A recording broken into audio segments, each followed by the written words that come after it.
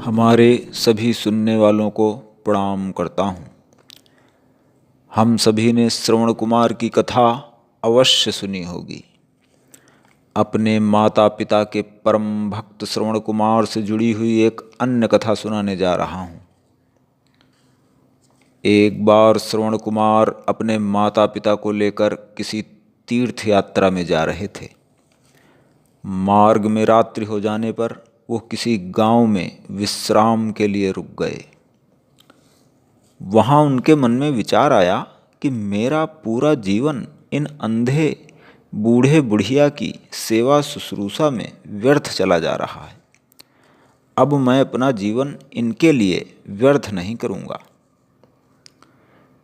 उन्होंने अपने माता पिता से कहा कि अब मैं और आपकी सेवा नहीं कर सकता। मैं अपना अलग स्वतंत्र जीवन जीना चाहता हूँ और आपको छोड़कर जा रहा हूँ। ऐसा सुनकर उनके माता पिता के ऊपर वज्रपात सा हुआ। चूंकि दोनों ही अंधे व लाचार थे, किंतु क्या कर सकते थे, विवश थे। कुछ सोच विचार कर श्रवण कुमार के पिता ने उनसे कहा, ठीक है बेटा, जैसी तुम्हारी इच्छा, किंतु इतना और कर दो कि हमें यहाँ इस गांव से ले जाकर किसी तीर्थ स्थान में छोड़ दो, क्योंकि तीर्थ स्थान में अपने प्राणों का त्याग करने से हमें अवश्य मुक्ति की प्राप्त होगी। जहाँ तुमने हमारी इतनी सेवा की है, वहाँ अंत में इतना कार्य और कर दो। अपने पिता की ये बात सुनकर श्रवण कुमार बोले, ठीक है, मैं आप लोगों को आगे किसी तीर्थ स्थान में छोड़कर विदा ले लूँगा। अब इससे अधिक आशा मुझसे मत रखना। दूसरे दिन प्रातःकाल श्रवण कुमार अपने माता पिता को लेकर चल दिए।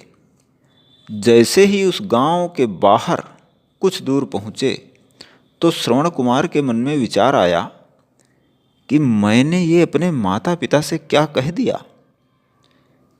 मेरे मन में इतने पाप से भरे विचार कैसे उठे। उन्हें बार बार पश्चाताप होने लगा। उन्होंने सोचा कि मैं अपने माँ पिता को असहाय छोड़कर कैसे जी सकूँगा। उन्होंने अपने माता पिता के चरणों में गिरकर क्षमा मांगी तो उनके पिता ने कहा, बेटा, इसमें तुम्हारा दोष नहीं है, यह उस स्थान का दोष है जहाँ हम रात्रि विश्राम के लिए रुके थे। बाद में उन्होंने आगे पता किया तो पता चला कि वो गांव गलत लोगों का गांव था और वहाँ सभी तरह के ठग व चोर लुटेरे रहते थे।